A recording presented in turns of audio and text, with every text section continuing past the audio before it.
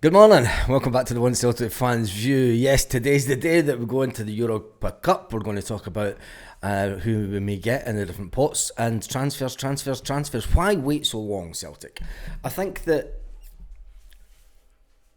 my own personal feeling is, I'm at the stage where it's too little, too late, Celtic.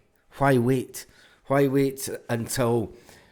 And I said that this would happen, that we would get a lot of business done after the European game. But why wait, Celtic? Why not just get the players in? We've been chasing Balwisha for how long? And yes, Celtic did get him in the door and did get the deal done. And congratulations to Mikel Ange, and I hope he has a very successful time at Celtic. But why wait so long, Celtic? Why couldn't we have got him in? I mean, he's way better than Yang. He could have made the difference in getting us into the Champions League. And it's a bit... I feel sorry for the lad. Because especially when you go in the land of Twitter and you read some of the comments that on the post, when Celtic posted it at 9:30 last night. I think that'll be Central European time. F Nicholson, F Mackay, F Lawwell, F the board, progressive club, buy players before big games. This totally kills the board's narrative that we wait to see if we qualify for the Champions League, if he or whether we make the Champions League or not. They have just effed it for themselves with this desperate late announcement. Open your eyes, get them to F. If the club was run properly, this guy would have been in playing on Tuesday night.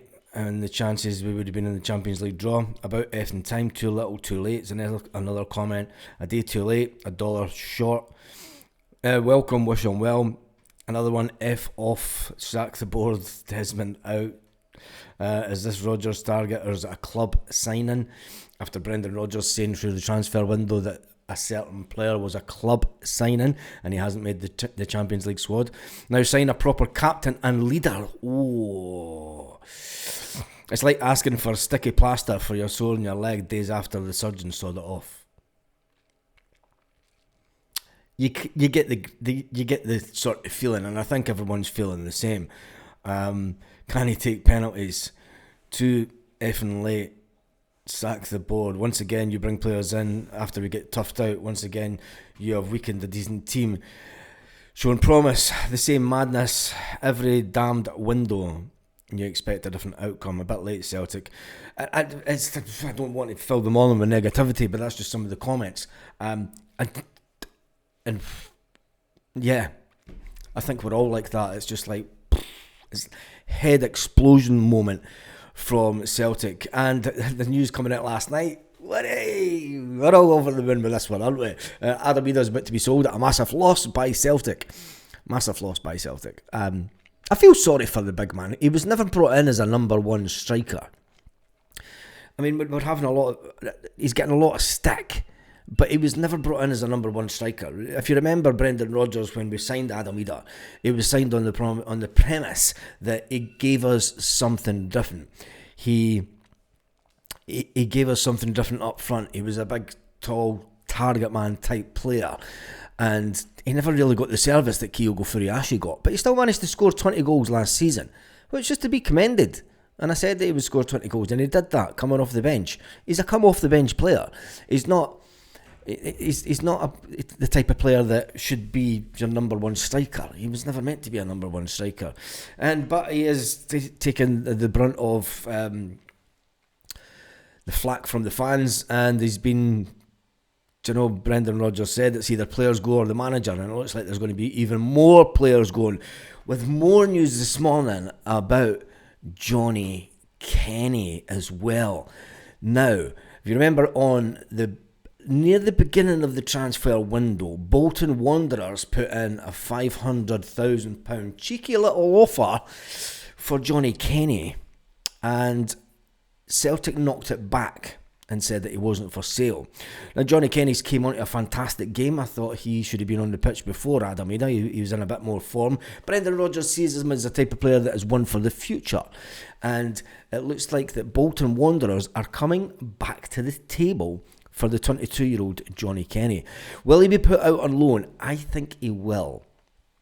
But with Shin Yamada having coming into the club and Callum Osmond being no better than a B team player, it does say where are Celtic going. And there was noises last night that Adam either replacement is on the way in as Celtic line up an £8 million striker.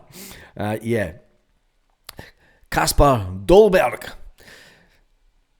will be in. Adam Ida's going for a massive loss, and then we're going to spend £8 million on someone else to come in and replace Adam Ida.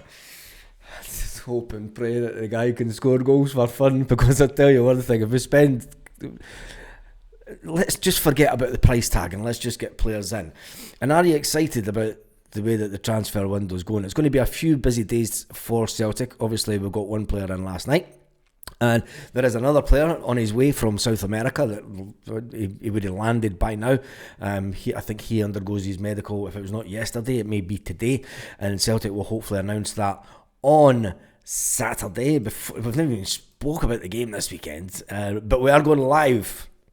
We are going live at for the draw. So keep an eye out on the channel. I am going live for the draw for the Europa. It's not got the same excitement. I mean, I looked at the numbers last year, and you know, it's been quite fun over the last couple of years, the excitement of the Champions League draw. And I sat on the sofa last night when it was coming on, and I was saying to the missus that I was actually devastated that I wasn't doing a live for the Champions League draw. And she's like, why don't you? You should have done one on another channel. And I was like, it's just not the same. You know, it's the excitement in who we get in the draw in the Champions League, and you know, are we going to go to an away trip? And she's like, well, after Madrid, I mean, she's like never going to an away game again in Europe. You're going yourself. But it's just, I didn't even watch the draw. And then I seen some messages coming through on WhatsApp, and I checked out what our Kazakhstan friends, the teams that they were getting. And then you look at some of the fixtures and you're like, oh, there's some cracking trips there. But then again, there's some groups of death, and maybe glad that Celtic aren't in it. And maybe the Europa is our level. Let's face it. Let's be realistic. Can we have a run in the Europa? Can we get our finger out? And with these groups, can we get a good little run in this? I mean, when you look at pot 1, Roma, Porto, we can't get Sevco. You've got Feyenoord, Lille, Dynamo Zagreb, Real Betis, Salzburg, Aston Villa, all in pot 1. Pot 3, you've got Young Boys, Basel, Midtjylland. You even got Nottingham Forest. Sturm Graz. Pot 4, Bologna, Celta Vigo, Stuttgart, Panathinaikos, Malmo. It was 10 years ago this week that we got humped out by Malmo.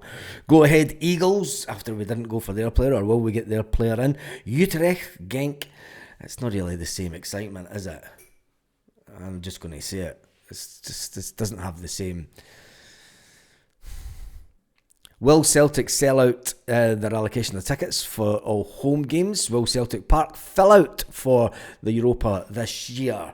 Have you got the same excitement for the Europa as you do the Champions League? Tell me in the comment section. And going to be plenty of players that will exit and arrival over the next couple of days. I'm just going to keep this video short because I think we'll have plenty more to talk about in a couple of hours' time once we do the live for this. So make sure that you join me for the live for the Europa League phase. The Europa League phase. Do you think they would just change the name of it? Anyway, see you soon. Have a fantastic day, Celtic fans. You. Thanks.